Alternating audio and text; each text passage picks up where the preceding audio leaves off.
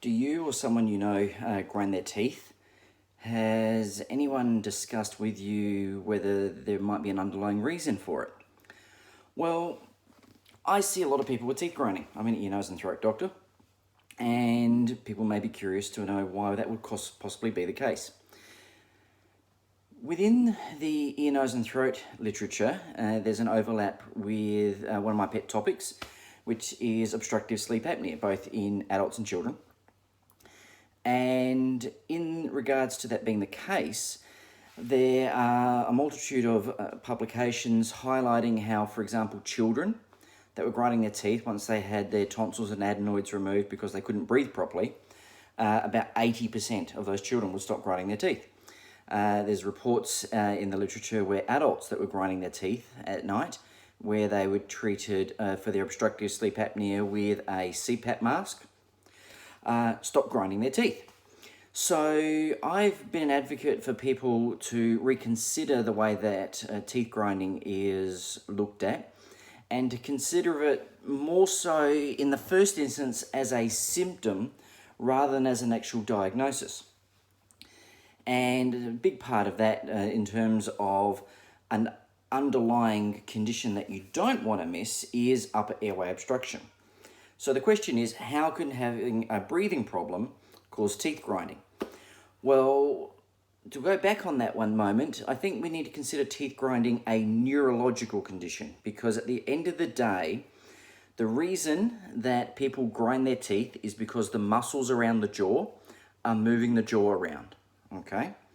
The reason those muscles move is because there's a nerve that comes from the brain that tells the muscles to move. So the thing, whatever it is starting in the brain. And we've got a lot of clues from medicine that we're on the right track. So for example, people that have ADHD are more likely to grind their teeth. People that have stress and anxiety in their life are more likely to grind their teeth. People with certain forms of epilepsy are more likely to grind their teeth. People with neurological conditions that could include, for example, cerebral palsy, are more likely to grind their teeth.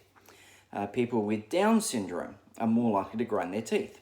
Now, teeth grinding can be during the day and during the night, so we've got to sort of differentiate between the two. And when I say night, what I really mean is asleep. So when it comes to nighttime, or what's called sleep grinding, or the word we use is bruxism. So when it comes to sleep bruxism, I'm focusing on airway as the main thing, being an ENT. And when people have looked into this, it seems to hold some credibility.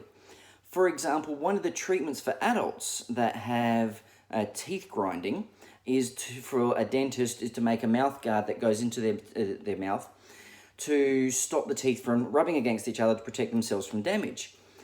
One of the consequences of those styles of splints can be making breathing problems, if they are pre-existing, worse. And the people that then have these things are waking up feeling more tired, more exhausted, and really just struggling through the day. And that's because they had an underlying breathing problem that was made worse.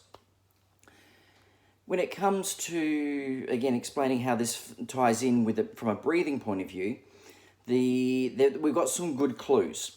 So the clues that we have relate to the oxygen levels, firstly dropping, that then stimulating the sympathetic nervous system to increase the heart rate and increase the strength of contractility. And the consequence of those things is to elevate the blood pressure. Now that makes physiological sense because 20% of blood flow goes to the brain. The brain is about 9% body weight, but it takes 20% blood volume. And the brain is the most crucial place for the oxygen to have to go to, so that's its priority. So if the brain is noticing within its complexities that the oxygen levels are dropping, it makes sense to send out a message to increase the blood flow to the brain. Once that has happened though, there's other things that get triggered. So one of the things that happens is that just past the heart, there's a a pressure receptor, and it goes, way, that pressure's going way too high, time to bring it down. So it sends a message back to the brain, say we need to bring the blood pressure down. And one of the places where that signal is mediated is a little part of the brain called the trigeminal nucleus. Now, TRI means three, and it's basically the nerve of three, because there's three branches of this nerve that come from the brain that come out. And most of those branches are related to sensation, specifically of the face. So we have one branch that goes to the top third, then the middle third, and the bottom third of the face. But that bottom third branch also carries the nerve fibers that move the muscles of the jaw. And it's possible that there's an overflow effect where these jaw muscles start moving around to then hence create the teeth grinding. And it's been suggested, although not proven, but it's been suggested that maybe this teeth grinding is all about moving the jaw out of where it is and trying to open up the airway, trying to help the breathing. Now, again, there's no definite evidence that that's the case, and it wouldn't explain why other people with other types of teeth grinding are doing that, but it's an interesting observation. So when I come to sort of assess people, the teeth grinding, I'm looking for an underlying cause, and breathing and low oxygens is one example. Another example, though, is if there's any irritation within the nose. So if you have irritation within the nose, one of the things that will do is it can make you clench your jaw. So people that have hay fever, allergy type problems where there's irritation and itchiness in the nose, there's a couple of different things that happen there. One, from the breathing point of view, is the swelling, again, blocks the nasal passages in the breathing. Two, it's very irritating and annoying, so it sort of falls into the daytime things that we see with people a little bit agitated and stressed out, so that can feed into that. And then the other thing with it all is that the irritation of the nose is setting things off. And when we start treating those people for their allergies, that sensitivity and irritation settles down, in fact, and the teeth grinding can settle. And what was really interesting for me when I started sort of observing this is that 80 to 90% of the teeth grinders that I was seeing with breathing problems was actually related to a nasal problem. And it was actually really unusual that I'd find a tonsil problem thrown into the mix. It was usually a problem with the nose. So breathing through the nose is a really crucial element of physiology. Now, there are other things that are out there that have been suggested. So, for example, people do talk about stress and anxiety, and that certainly can be the case. It's less likely in children because they're less likely to have stress and anxiety.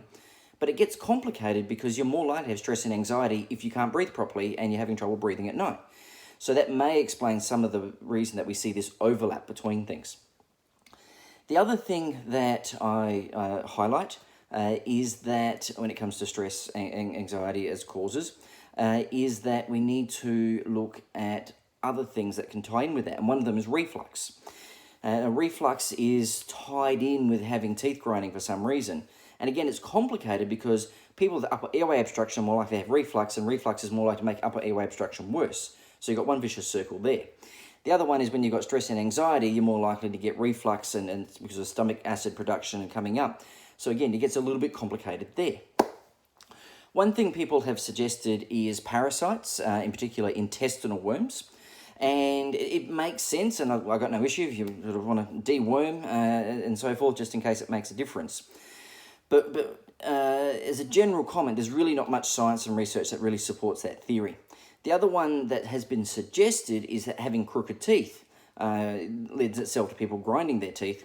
But this has been looked at, and in very recent research and publications, that theory's pretty much been dismissed from a dental point of view in terms of a potential cause. So from that point of view, hopefully that's just a little bit of background on teeth grinding. I think we need to consider a symptom primarily, and a big thing that it can be a symptom of is airway problems. And in that context, it's just a matter of asking the right questions, asking about snoring and mouth breathing, trouble breathing through the nose, trouble, also things like insomnia, trouble getting off to sleep, having disrupted sleep. And there may be more than just teeth grinding. There might be sleepwalking and sleep talking and night terrors into the mix as well. So I think if we can sort of bring everything together and think broadly, and consider teeth grinding a symptom until proven otherwise, and sometimes we don't find any obvious cause. Then we can start to focus on identifying those where it is an airway problem and getting the appropriate treatments. And for kids, that's usually medication and surgery.